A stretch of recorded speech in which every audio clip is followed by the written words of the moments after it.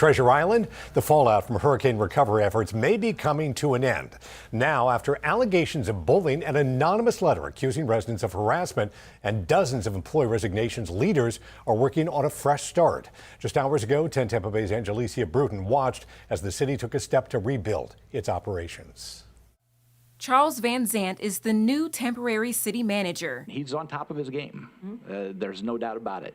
He has multiple degrees and military experience, so I think that maybe we've got the right guy.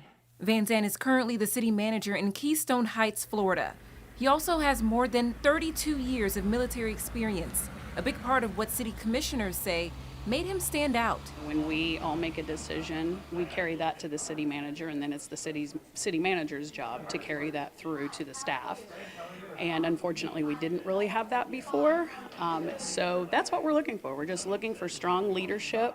I'd like to call this meeting to order. Since Hurricane Helene, city officials say at least 38 staff members have resigned. The fact that he was a school superintendent, my first response is, well, maybe he can deal with some of the immature behavior that's going on with some of the commissioners. So perhaps he has some effective interventions to manage their behavior a little more effectively.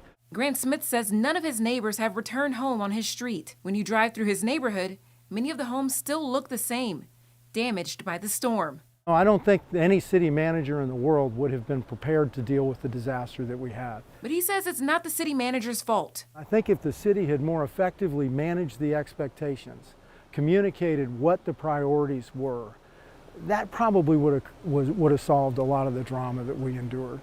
Moving forward, he hopes the new temporary city manager, along with other officials, focus on learning from last hurricane season. The lessons that have been learned haven't been effectively communicated back to the citizen. We're right back in hurricane season.